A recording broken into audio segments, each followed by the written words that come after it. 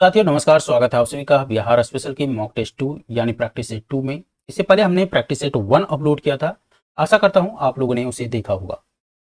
तो चलिए स्टार्ट करते हैं हम आज का पहला प्रश्न। आज का पहला प्रश्न है साथियों, बिहार का पहला साइंस सिटी का निर्माण कहाँ किया जा रहा है?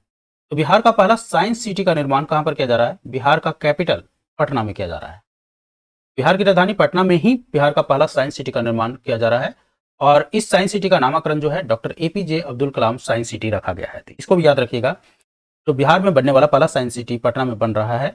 और ये बन रहा है नियर मोइनुल स्टेडियम राजेंद्र नगर के पास, जो कि 20.48 एकड़ में फैला हुआ है। दो तीन चीजें याद रखिएगा इस प्रश्न से। बिहार का पहला साइंस सिटी का निर्माण पटना में, इसके नाम पर doctor APJ Abdul Kalam science city. Right. तो इसका नामकरण क्या है? Doctor APJ Abdul Kalam science city. कहां पर किया जा रहा है? पटना में। तो नियर मोइनुल हक स्टेडियम में। कितने एकड़ में फैला हुआ है? 20.48 एकड़ में फैला हुआ है। चलिए आगे देख लेते हैं। अगला प्रश्न है, प्रभावती देवी किस क्षेत्र की स्वतंत्रता संग्राम सेनानी थी? काफी इंपॉर्टेंट प्रश्न है साथियों। आपको मालूम होगा कि स्वतंत्रता आंदोलन जब चल रहा था तो उस समय बिहार की महिलाओं ने भी काफी महत्वपूर्ण योगदान दिया था। और जो स्वतंत्रता सेनानी थी, खास करके महिलाएं की अगर हम बात करें तो उसमें सरला देवी, प्रभावती देवी, राजवंशी देवी, राधिका देवी, सुनीति देवी आदि प्रमुख थे। और प्रभावती देवी का जो संबंध था वह पटना क्षेत्र से था। तो इस प्रश्न का सही आंसर हो जाएगा ऑप्शन बी, पटना। एक पिक्चर आप यहाँ पर देख रहे होंगे, प्रभावती देवी के साथ कोई खड़े हैं, इनका नाम आपको बताना है। तो साथियों ये हैं लोकनायक जयप्रकाश नारायण। दो तीन चीज आप लोकनायक जयप्रकाश नारायण के बारे में लिख कर, एक तो पहला, किस क्रांति से यह जुड़े हुए थे, महत्वपूर्ण क्रांति जिनसे इनका संबंध था। दूसरा, इनका जन्म कब हुआ था और कहाँ हुआ था। क्योंकि हमने ये सब करवा रखा है, लास्ट सेशन जो रिवीजन करवाया था उसमें हमने करवाया है। इसको कमेंट सेक्शन में आप लिख के मुझे जरूर बताएं।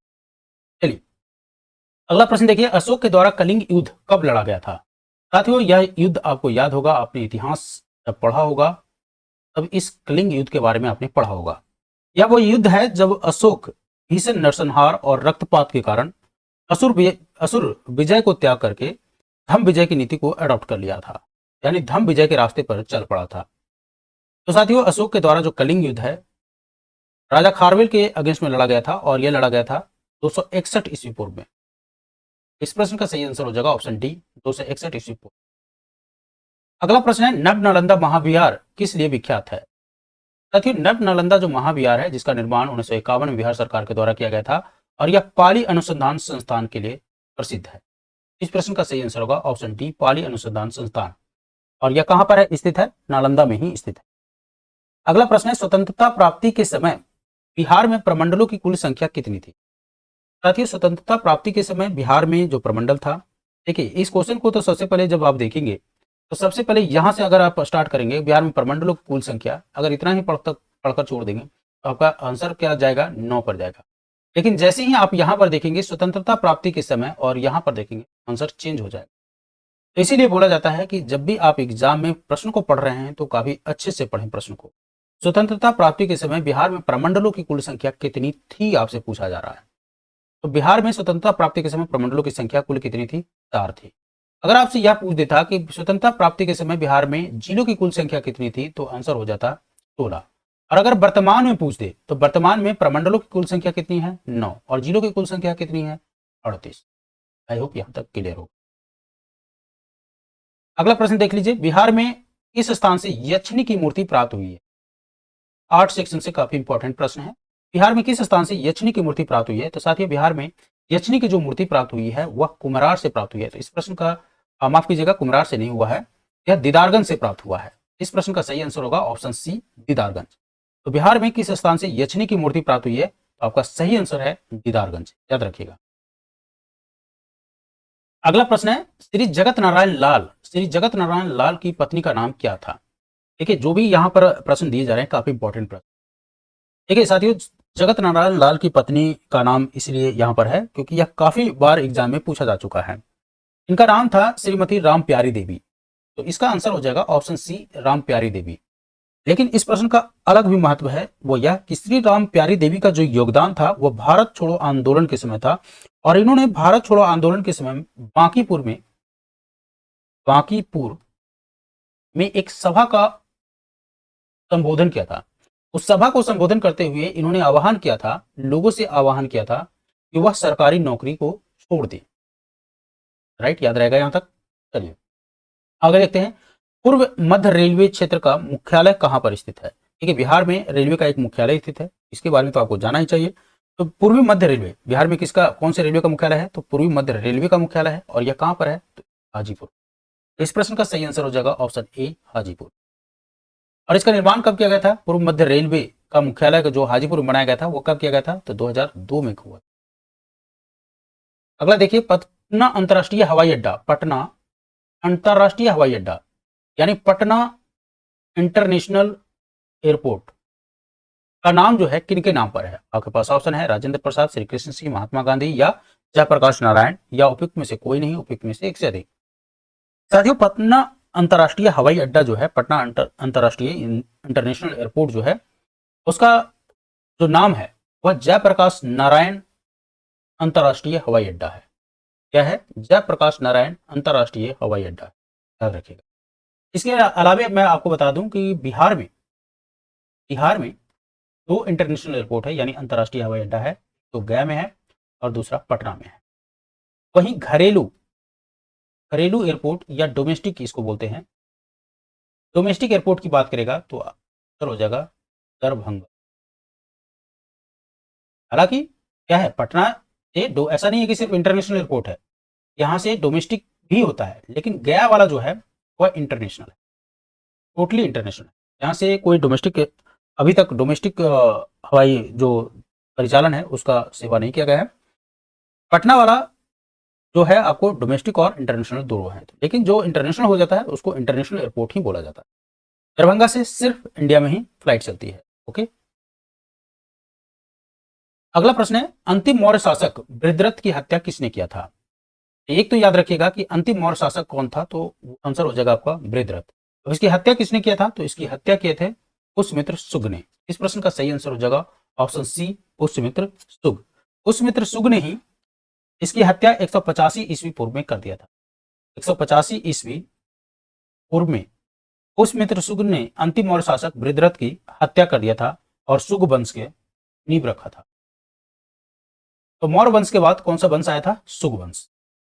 चलिए अगला देखिए, अगला है आपको पुस्तक अर्थशास्त्र की रचना किसके द्वारा किया गया था।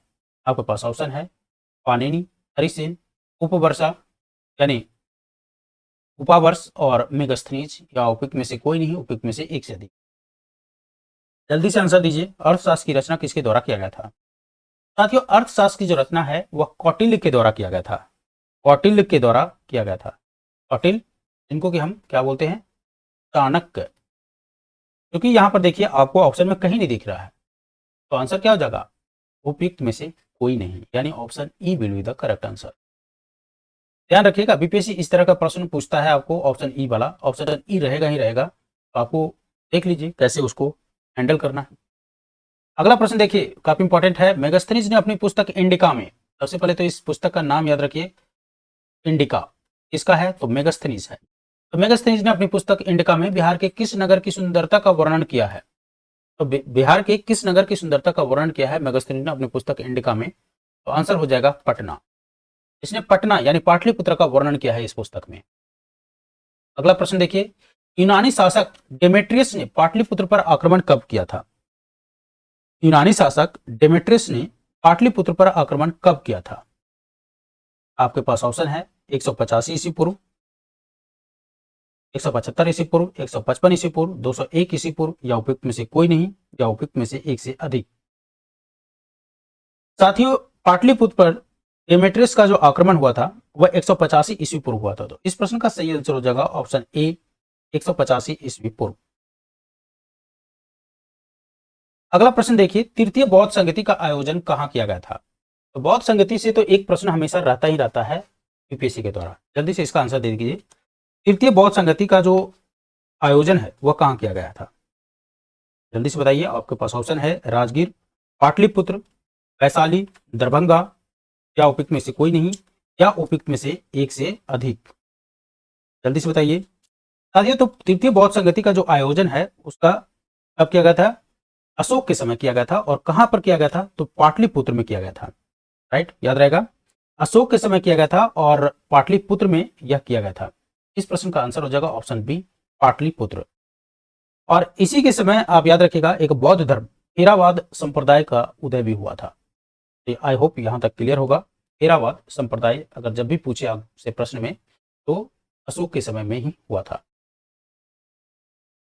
आगे चलिए, अशोक ने अपने पुत्र महेंद्र और पुत्री संघमित्रा को बौद्ध धर्म के प्रचार के लिए कहां भेजा था? अशोक ने अपनी पुत्र महेंद्र और पुत्री संघमित्रा को बौद्ध धर्म के प्रचार के लिए कहां भेजा था?